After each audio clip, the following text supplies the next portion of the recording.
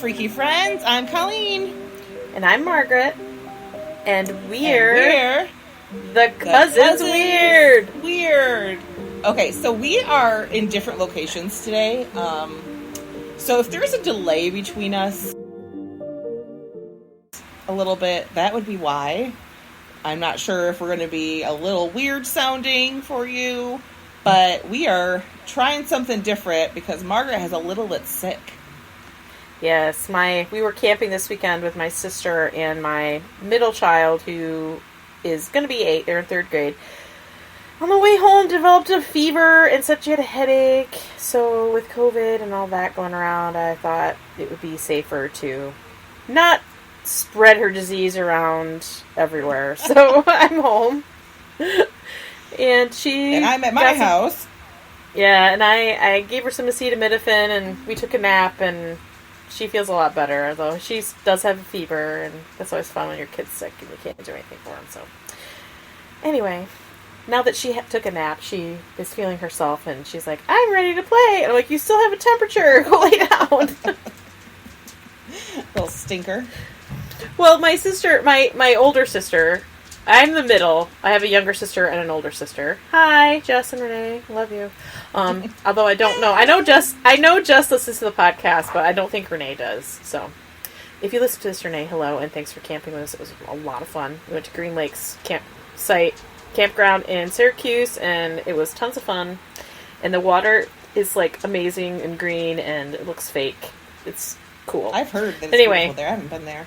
Oh my god, I haven't either. And if you have kids, this campground is amazing. It's like, we still had, because it's literally in Syracuse, we had self-service at our campsite, which, when you go camping in the Adirondacks, that does not happen. No, it does not. No, and, I got home, and my mom had left some stuff out on her porch for us, because we didn't want to, if people are sick, even though, I'm vaccinated and they're vaccinated, we don't want to take any chances. They're older, so, we gotta be careful. And, my sister, Jessica, she's like, oh my god, I have this raspberry sorbet. And the kids are like, I brought it home. And they're like, is that medicine? And I'm like, well, of a sort. So Ruby's like, Mommy, I don't feel good either. I'm like, oh, you don't feel good? I need that medicine. I need that pink medicine that Aunt Jess gave you. She's I'm like, if only, I go, it's not medicine, it's just a yummy dessert. Oh, okay, do you still feel sick? No. little shits, let's just say. Yes, little shits. That's why we love them now. Man, yeah, they're so fun. But yeah, they both, I think I need more of that, because it made me feel better. Oh, I'm sure that it did. Hey, ice cream makes me feel better, so I get it. It surely does. It makes me feel really better, does. too. And when you have a fever, like something cold like that is just the best. Yeah, it cools you right down, and then you, if you're achy and stuff, it helps too. So right. Today, we're not really doing our normal stuff, but the drink today was supposed to be the Key West cooler, which you go right ahead and have it. It's some cranberry juice, some orange juice, and some coconut rum. So go ahead and enjoy your Key West cooler as you listen to our podcast today. Today we're going to talk about this. This is a doozy, okay? So you're going to hold on to your hats on this one, because I'm telling you, I've been immersed in this for several days now, and I feel kind of dirty. So yeah, yeah, we're going to talk about Karl Tanzler. Karl is also known as Count Karl von Cosel, or Karl Tanzler von Cosel. He was actually born George Karl Tanzler, February 8th, 1877 in Dresden, Germany. So I actually bought his, it's not a book, but it's his Secrets of Elena's Tomb. He wrote Confessions. It's for a magazine, and I don't know the name of the magazine he originally wrote it for, but you can buy this on Kindle. It was like $4.99. He wrote this the winter of 1940 through 41. So it basically is the account of his life and where he ends up, and you'll find out as we go, because it's interesting. So some of this I'm going to be talking about. Nice way to put it. Yes. Some of this I'm going to be talking about, like, coming up to his, like, not coming up. This is going to be, like, in his words, what he says happened. And then I'm going to tell you some of the things I've read that contradict that a little bit. But a lot of this is from his telling. And I kind of wanted to go it that way because I think I've heard this before on the outside telling and not necessarily from him. So this will be kind of interesting, I think. So, according to Carl, he grew up in the Villa Cosel, which is in the countryside of Germany. And his mother said the house was haunted by a white woman who had appeared time to time over 2 centuries. And this white woman is said to be their ancestor, the Countess Anne Cosel. And she died in 1765. So at age 12, he had his first vision of her sitting on a settee. Is that how you say it? Settee? Yeah. A settee? A settee. Yes. Settee? I don't know. One of those chair things. Not a satay. That's delicious food from India. So. Oh, okay. No, it wasn't that. Maybe it was. Maybe she was sitting on some delicious food. I don't know. So he saw her, but he didn't think much of it at 12. Which I don't know why you wouldn't, because there's just a ghost sitting in your house, but whatever. For sure. As a young boy, he had no interest in anything outside of science, music, and painting. He loved music, he loved painting, and science was his passion.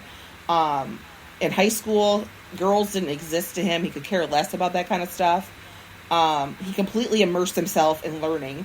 And even when he went to college, he didn't drink and party, like even in the, the early 1900s, I'm sure when people went to college, they partied a little bit. And he had no interest in that stuff. And according to him, now this is a claim he's made, and some people say he's full of it, he received a master's in medicine, philosophy, math, physics, and chemistry. So he did all those by the age of 24. Because according to him, this man is very intelligent. And he probably could have done these things.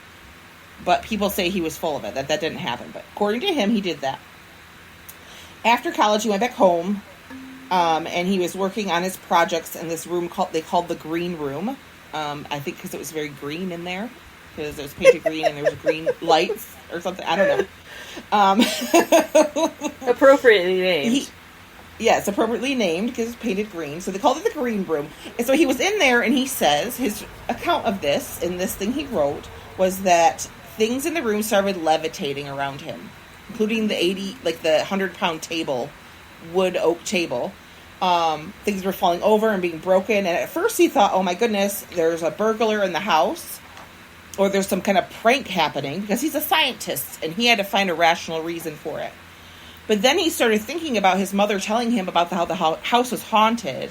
So he talked to the Countess and said, if you want to talk to me, can you do it in a more civil way? And when he said that, everything stopped. And nothing started moving. Everything stopped moving. Nothing happened again. So the next morning he woke up and said, hey, Mom, things were flying around the room the other day. Last night. And she said, I thought I heard something moving in there. And so with her suggestion, he invited some guests over, along with one of them's wife was considered a medium. What year was this, do you know? This was in the the late 1800s. This is before, I don't know the exact year this was. This is like Winchester House time. Like, similar. It is. Yeah. So the seances. Yeah. Well, and it's before World War I started. So it was like, the end of the 1800s, beginning of 1900s. Okay. So anyway, he brought in the medium and he told him what happened. Well, the medium found nothing out of the ordinary. Nothing happened that night. In the third night, so that was the second night, nothing happened. The third night, he woke up to 2 women, he says, standing at the side of his bed. So he's in his mid-20s at this point. One had snow white hair with her face right over top of his. And he recognized her from the portrait of the Countess. And the second one was hiding behind her, holding her hand, the Countess's hand. And she said to Carl, I've been trying to get a hold of you for quite some time. Like, yo, Carl, I've been throwing shit around your house and you're not paying attention. Pick up your phone. I'm trying to call you. Jesus. You made me. Do you not check your voicemail? Check your damn voicemail, Carl. Jeez. And then she said, "You're so engrossed in your experiments. You didn't even pay attention to what I was trying to show you." And she moves aside and says, "I brought your bride who you'll meet someday. This is the person you're supposed to marry." And he looked at her, and she was so beautiful. She had dark, long hair. And then, poof, they both disappeared. And according to him, that moment shaped the rest of his life. He had that vision. He saw the woman he was supposed to meet. And his whole life was around that from there on out. Was, who is this woman? I must meet her. So soon after that, he decided to go on an odyssey. He was a young bachelor. He wanted to see the world. So he decided to take off and travel. And he ended up settling in Sydney, Australia.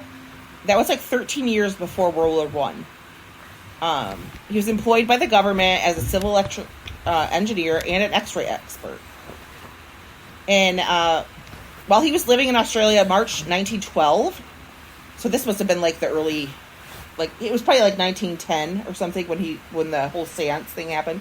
But in 1912, he had another vision.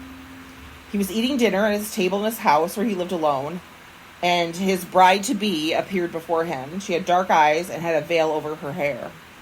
And the big thing he always talked about her was that she was exotic looking. She had long, dark, beautiful black hair.